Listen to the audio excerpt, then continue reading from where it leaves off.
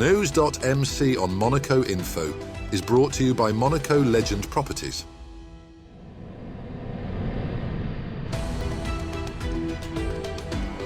Bringing you news on Monaco's economy, culture, sports and more. Welcome to NEWS.MC, your English rendezvous on Monaco Info.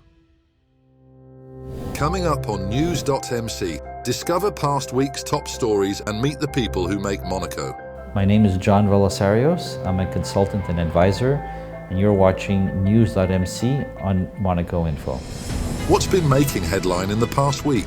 The International University of Monaco and the Monégasque Association of Compliance Officers launched a new professional certification aimed at tackling financial crime on November the 6th. Introduced at a special event at One Monte-Carlo, the program addresses key threats like money laundering, terrorism financing, weapons proliferation and corruption. Supported by Monaco's top financial authorities, the certification is designed for professionals outside the banking sector and aligns with international standards.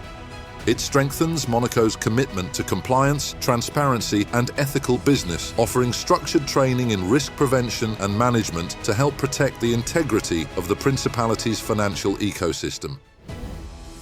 His Serene Highness Prince Albert II has reaffirmed Monaco's climate commitments at COP30 on November 6th in Belém, Brazil.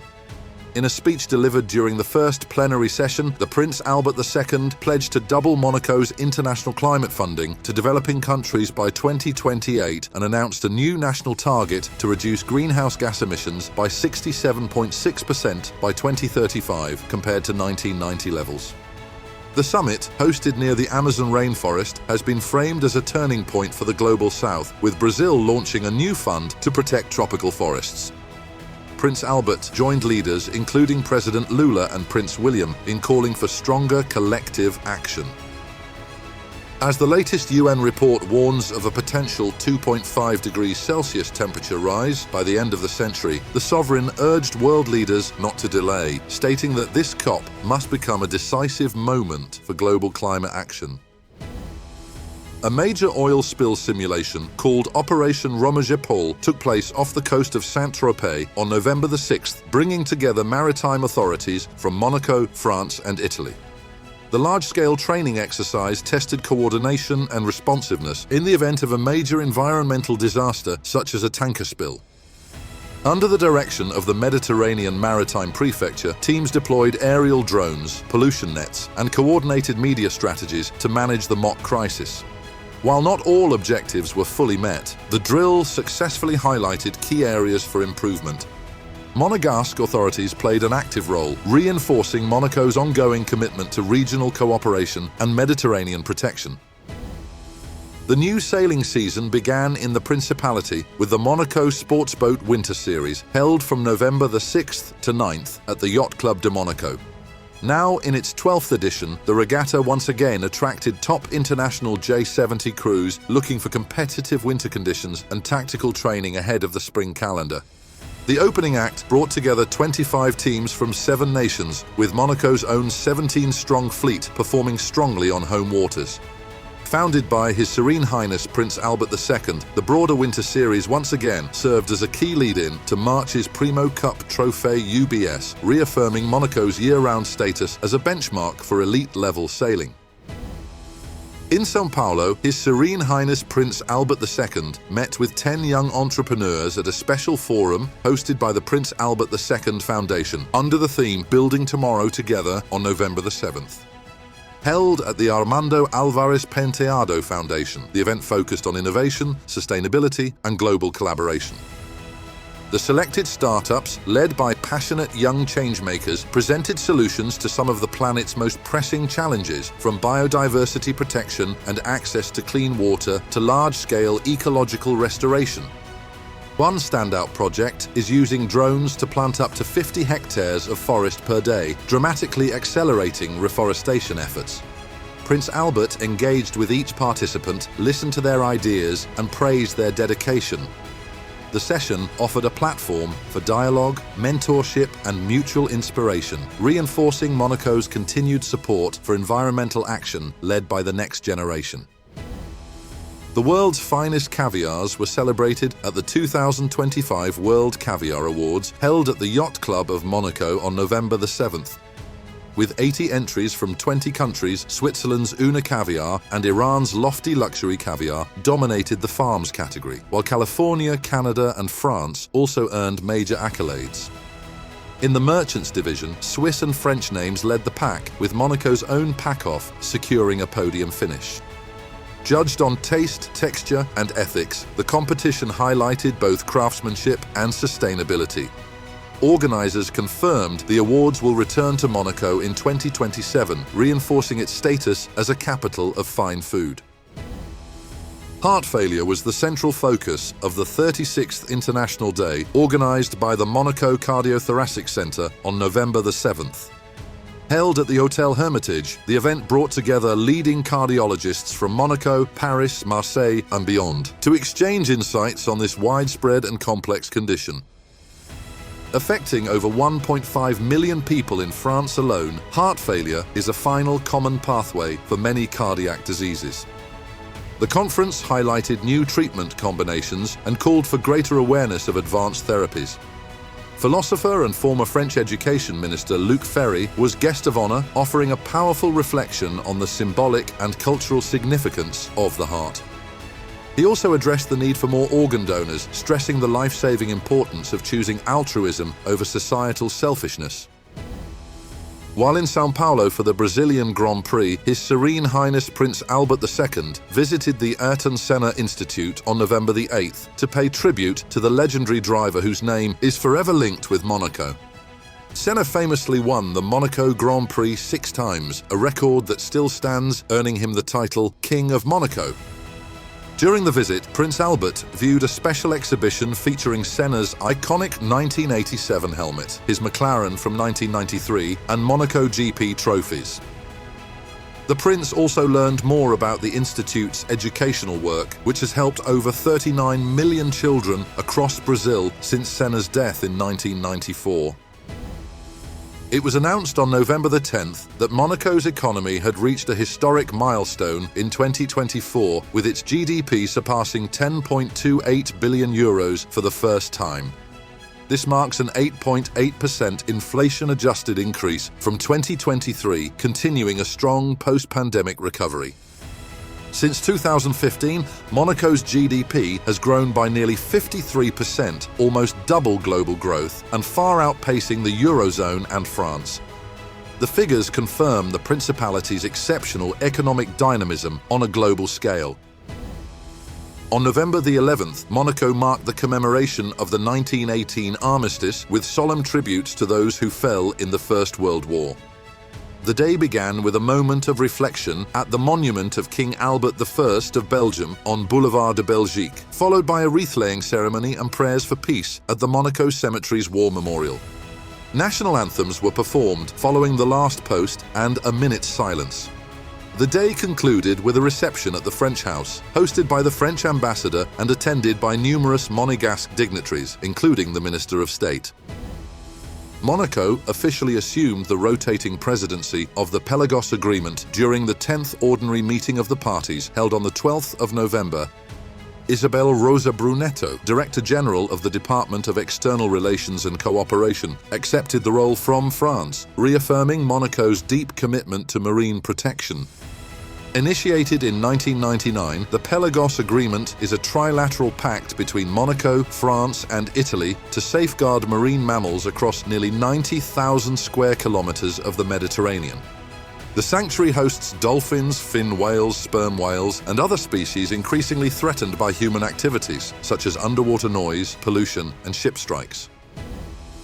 A high-level Slovak delegation met with the Monaco Economic Board at the Novotel on November the 12th in a forum focused on strengthening economic cooperation. The event included a business conference and business meetings aiming to forge new partnerships between Monégasque and Slovak companies across industries such as technology, logistics, printing and architecture. Monaco's niche luxury economy was highlighted alongside Slovakia's rapid growth and innovation potential. The The meeting also referenced a successful past investment that created 250 jobs in Slovakia, with both sides expressing interest in renewed collaboration. On the sidelines, Monaco's Foreign Minister Isabel Berro Amadei held diplomatic talks with her Slovak counterpart. In a nail-biting EuroLeague clash, partisan Mozart bet Belgrade edged out the Roca Team 78-76 after nearly squandering a 20-point lead. Monaco stunned the Belgrade crowd with a 22-0 run in the fourth quarter, briefly taking the lead before Partizan regrouped in the final moments. Dwayne Washington led with 22 points, while Alexei Pokusevski added 17. Monaco's late rally, led by Mirotic and James, fell just short as Partizan snapped a 4-game losing streak in dramatic fashion.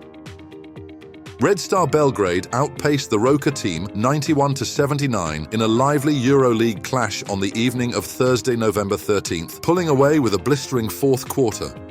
Red Star kept their nose in front from the start, mixing sharp shooting with stubborn defense, while Monaco blew hot and cold, never quite closing the gap despite a strong opening period.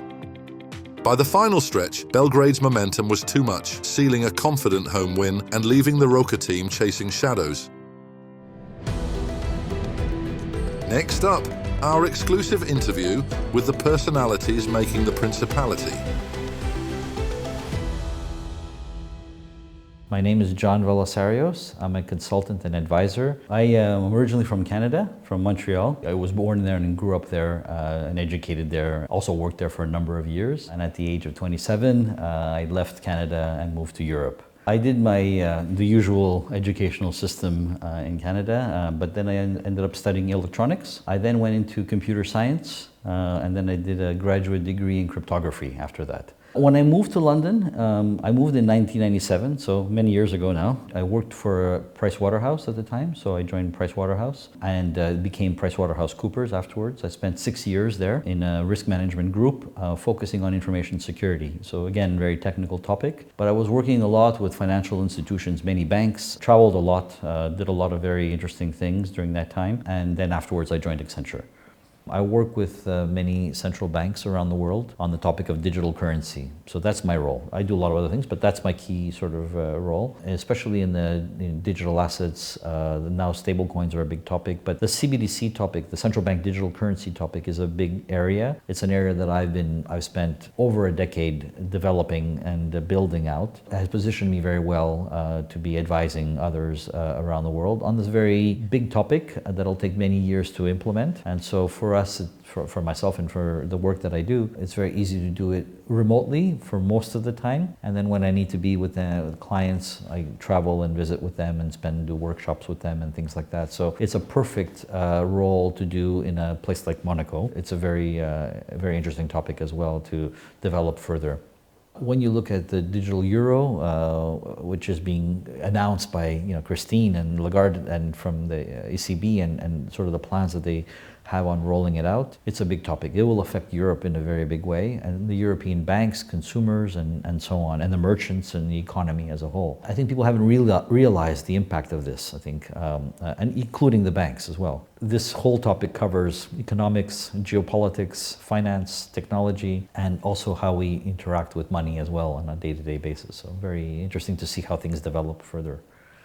AI has been around for a while, I think, in terms of the technology behind it, and also the advancements behind it have been accelerating at pace. I think it's solving some very specific problems. I think that people are using it every day now, and I think it's becoming part of our day-to-day interaction with technology, and also with a number of things that we're sort of inquiring about and developing stuff and things like that. I think clearly there are positive benefits for how it can help us and help society in general, but I think it's how we balance it. It's like any technology, any innovation, we need to be able to sort of contain it and constrain it and manage it in the right way. The challenge, of course, is that many sort of countries and companies and so on, it's a race for them. Who can build a better AI system to do the most things at the end of the day? And I think that's where it can run sort of into dangerous hotspots, I think, which we need to be very careful about.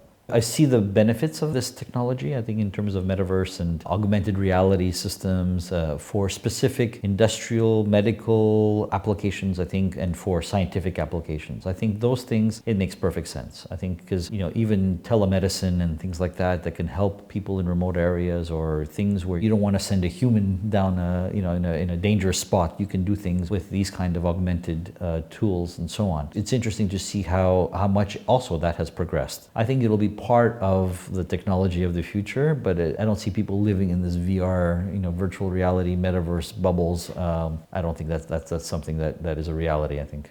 We wanted to be in Europe, so that was one of the things that for us was very important. The sea, we always live near somewhere where there's water, so we love the sea. The Mediterranean is beautiful, so that was also very important for us. Mountains are very close by, also very important because, growing up in Canada and we had a lot of mountains there as well, so we liked the combination of both. In addition to that, it just felt very comfortable being here. So coming here, visiting was one thing, but once we started living here, we realized at the beginning it's always, you never really know, but it became more and more comfortable living here. It feels like a great place to live. It is a great place to live. And coming back here is always a very comforting thing. It's close to everything you want to. From an international travel perspective, Nice Airport, you can go anywhere quickly. I don't see any other place to be at the moment. You never know, but our plan is to, stay here for as long as we can. That's all for today. Thank you for watching News.MC, your English rendezvous on Monaco Info. Discover the full interview and more stories on our websites, News.MC and MonacoInfo.com. Next week, we will receive Riccardo Giraudi, founder of Giraudi Group. This show is intended to provide a summary of the past week's top stories for the English-speaking audience. For daily and real-time news updates in English, please visit News.MC and subscribe to our free daily newsletter. For French news, visit MonacoInfo.com. This show was brought to you by Monaco Legend Properties.